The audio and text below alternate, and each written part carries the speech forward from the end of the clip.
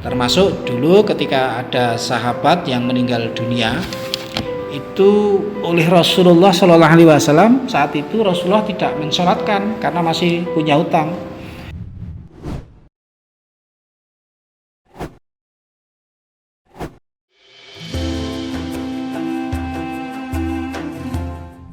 Jamaah pengajian rahimakumullah, hari ini kita akan membahas tentang tema akad.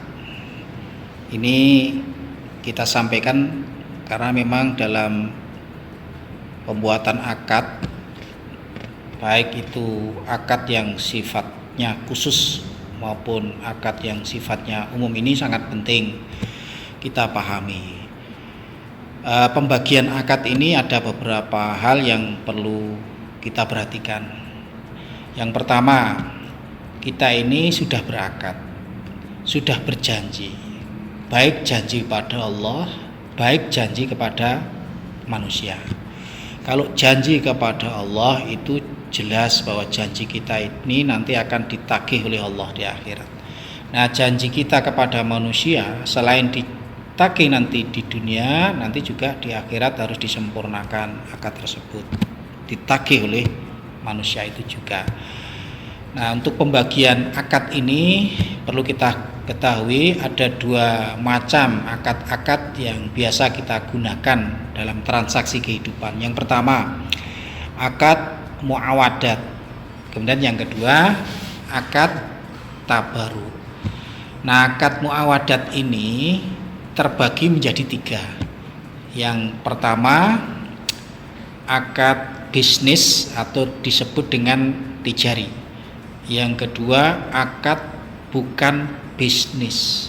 Kemudian yang ketiga, akad bukan bisnis tapi bisa menjadi bisnis. Nah, sehingga perlu kita pahami pengertian apa sih akad muawadat itu.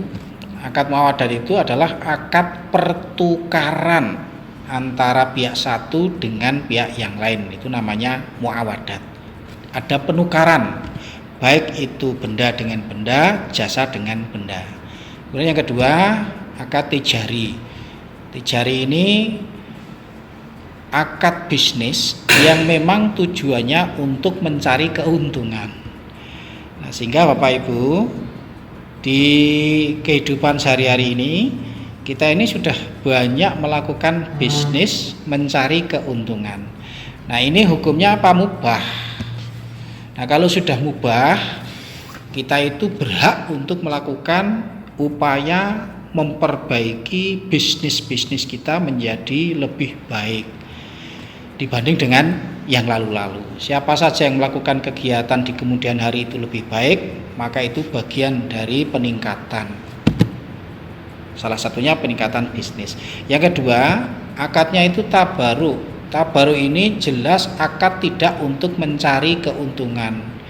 Akad ini khusus untuk tabaruk, untuk ibadah atau sosial. Nah, nanti akan kita pisahkan tentang muawadat, tijari, kemudian tabaruk itu apa saja. Salah satu contoh, akad muawadat. Jadi akad muawadat itu ada tijari. Tijari itu satu, ada murabahah. Murabahah itu jual beli dengan menyebutkan harga pokok ditambah margin yang bisa dibayar tunai maupun bisa dibayar jatuh tempo. Itu ada akad ijarah, ada akad sewa menyewa antara satu dengan yang lain. Ini akad manfaat namanya. Kemudian juga akad syarf, mudharabah, ada syirkah. Kemudian yang bukan bisnis apa aja. Nah, ini muawadat atau bukan? Yang bukan bisnis itu satu, nikah, qad, kemudian khuluk. Ini bukan bisnis tetapi akadnya pakai akad muawadat. Nikah itu bukan tabaruk tapi akad pergantian. Jadi akad pertukaran antara satu dengan yang lain.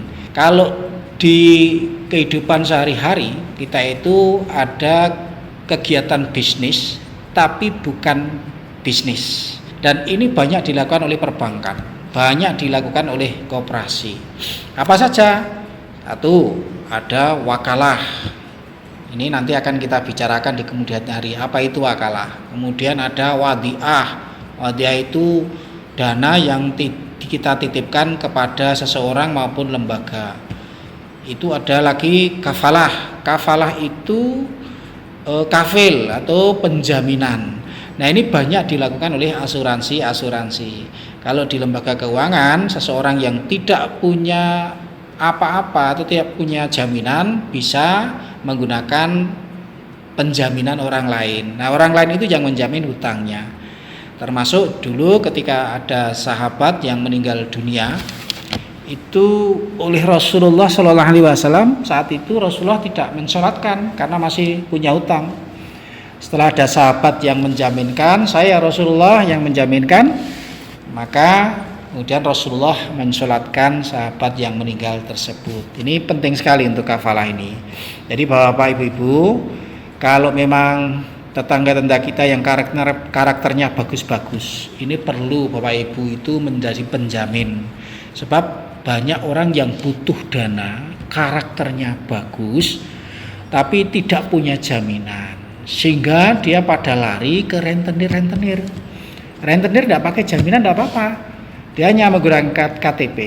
Tapi setiap hari dia didatangi dan disuruh membayar pokok, disuruh membayar diskonto atau bunga di depan. Nah, ini yang menyebabkan banyak saudara-saudara kita itu terkena jebakan rentenir tersebut. Kafalah salah satunya yang bisa diterapkan. Bapak Ibu yang menjamin kafalah ini, insya Allah ini banyak pahalanya.